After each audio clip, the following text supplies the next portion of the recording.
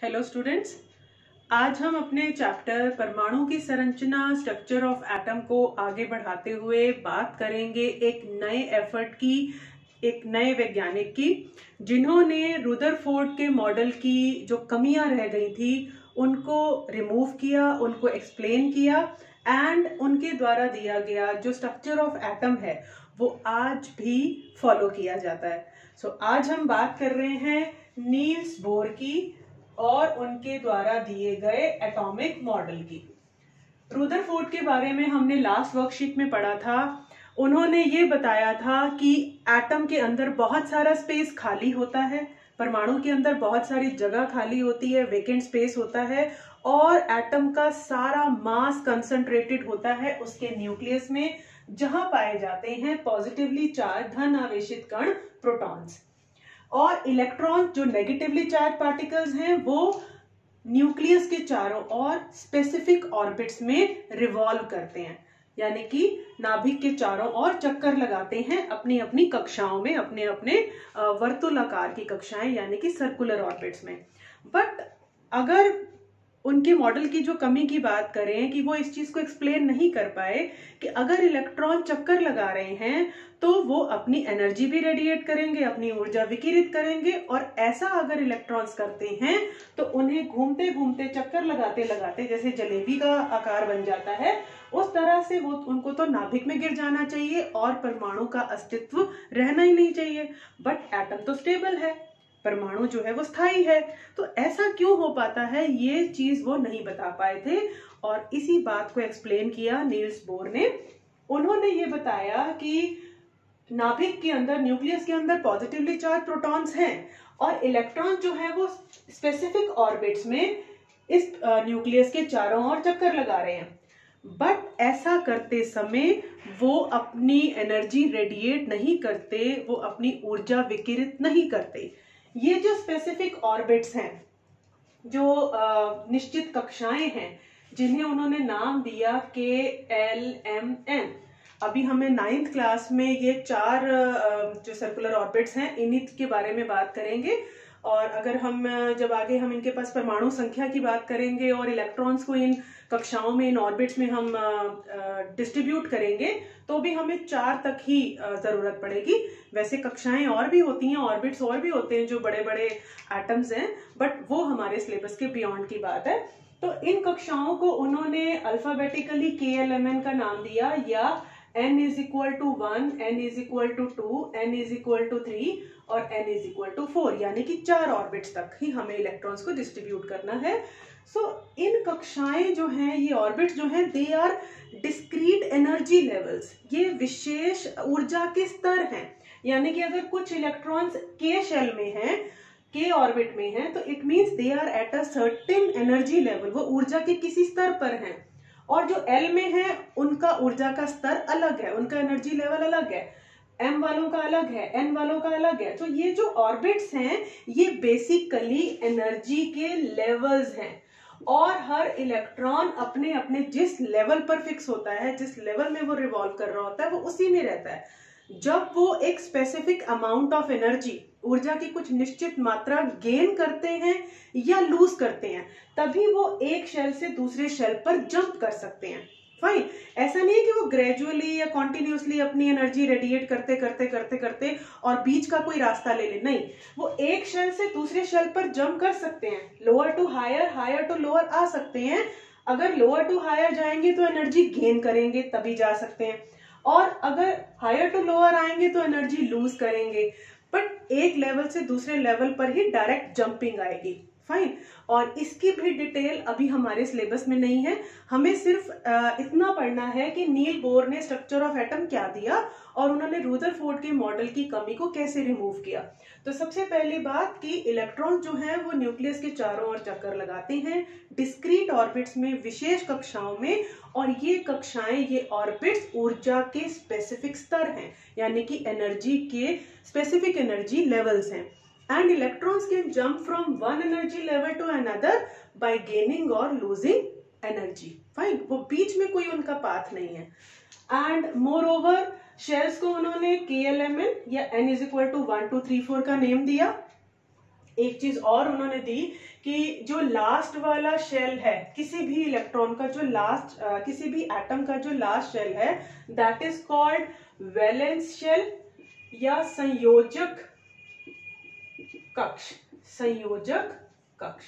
और जो उस शेल में, उस कक्ष में जितने इलेक्ट्रॉन्स हैं, दे आर कॉल्ड संयोजक इलेक्ट्रॉन्स या वैलेंस इलेक्ट्रॉन। फाइन।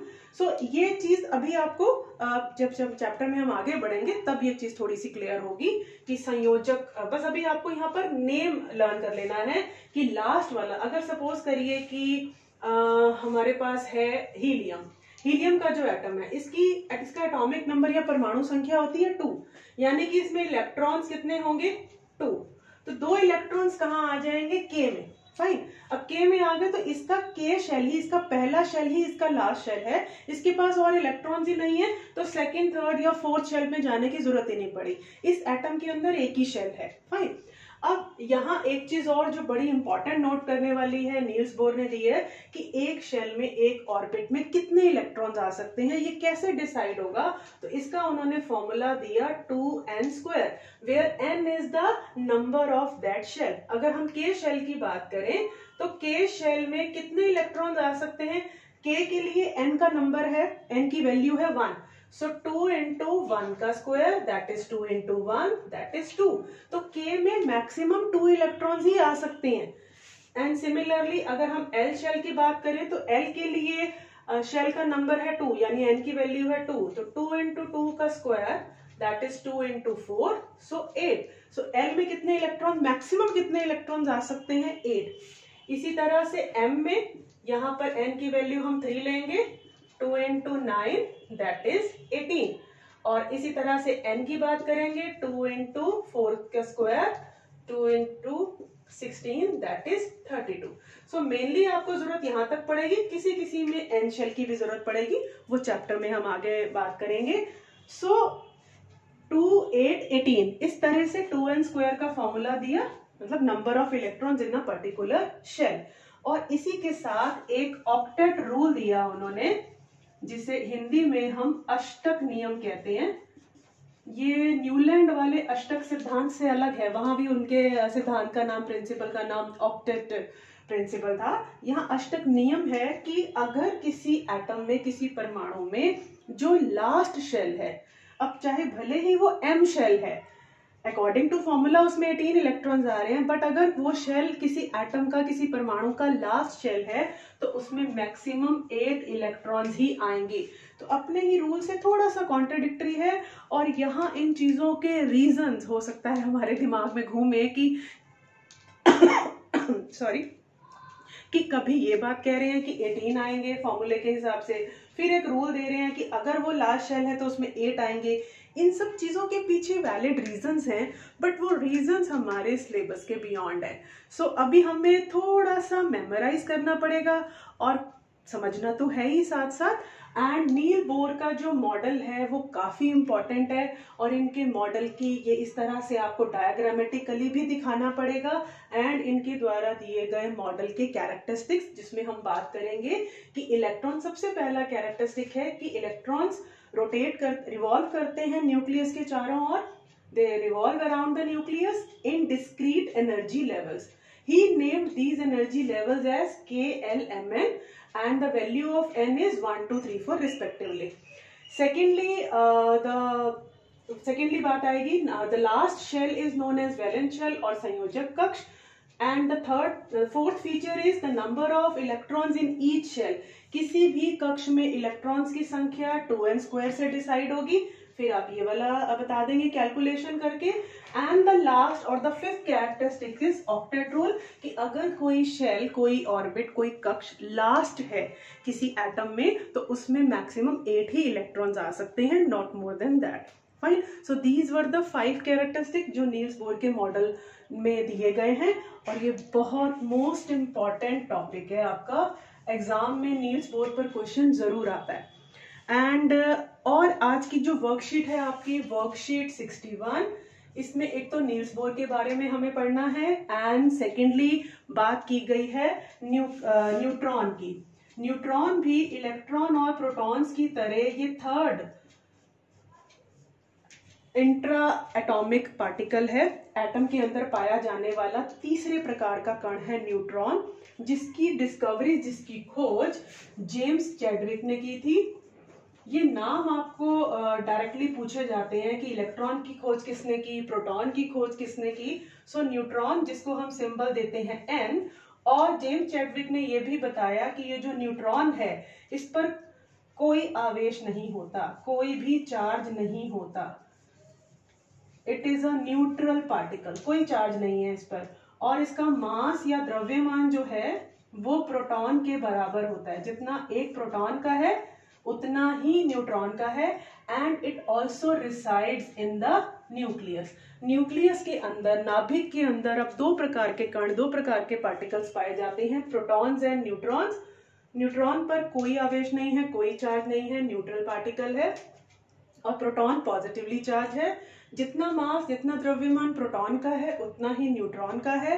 एंड दूसरी बात, ये दोनों का मास बराबर है, इस पर आवेश नहीं है, चार्ज नहीं है, और ये भी न्यूक्लियस में ही पाया जाता है, नाभिक में ही पाया जाता है। इसी कारण परमाणु का जितना भी द्रव्यमान है, एक एटम का जितना भी मास है, वो सारा कंसंट्रेटेड है न्यूक्लियस में। Fine, so it was all about today's worksheet. हाँ, और हम क्वेश्चन आंसर्स डिस्कस कर लेते हैं, और एज यूजुअल वर्कशीट का लिंक डिस्क्रिप्शन बॉक्स में आपको मिल जाएगा, you can refer it any time. First question है, नील्स बोर के परमाणु मॉडल के दो प्रमुख अवधारणाएं लिखिए। We have discussed about 5 characteristics, और यहाँ पर 2 ही पूछी गई हैं, बट आई वुड सजेस्ट कि आप 5 लिखिएगा। फाइन, क्योंकि क्वेश्चन किसी भी चीज पर आ सकता है आपको। क्वेश्चन नंबर 2 है, बोर के परमाणु मॉडल ने रुदरफोर्ड के परमाणु मॉडल की, एटॉमिक मॉडल की, जो उन्होंने अल्फा पार्टिकल स्कैटरिंग एक्सपेरिमेंट से एक्सप्लेन किया था, उसकी कमियों को कैसे दूर किया, उनकी शॉर्टकमिंग्स को, उनकी लिमिटेशंस को कैसे हटाया। सो ही एक्सप्लेन कि इलेक्ट्रॉन जो है वो ऑर्बिट्स में तो घूमते हैं, रिवॉल्व करते हैं न्यूक्लियस के चारों ओर, but they are at the specific energy level, at a fixed energy level, discrete energy level. ये जो ऑर्बिट्स हैं ये ऐसे ही ऑर्बिट्स नहीं है, और ये डिस्क्रीट एनर्जी लेवल्स हैं, ये ऊर्जा के स्तर हैं। फाइन, सो एक इलेक्ट्रॉन जब रिवॉल्व कर रहा होता है तो वो अपनी एक ही ऊर्जा को लेकर के रिवॉल्व करता है। अब जब उसे कहीं से मिलेगी या उसे लूज करनी पड़ेगी, तब वो अपना जो शेल है वो बदलेगा, अदरवाइज वो अपने एक ही ऊर्जा के साथ घूमते रहते हैं। दे डोंट रेडिएट एनर्जी, वो अपनी ऊर्जा विकिरित नहीं करते। थर्ड है, बोर के परमाणु मॉडल के अनुसार 4 ऊर्जा कक्ष वाले परमाणु का चित्र बनाइए।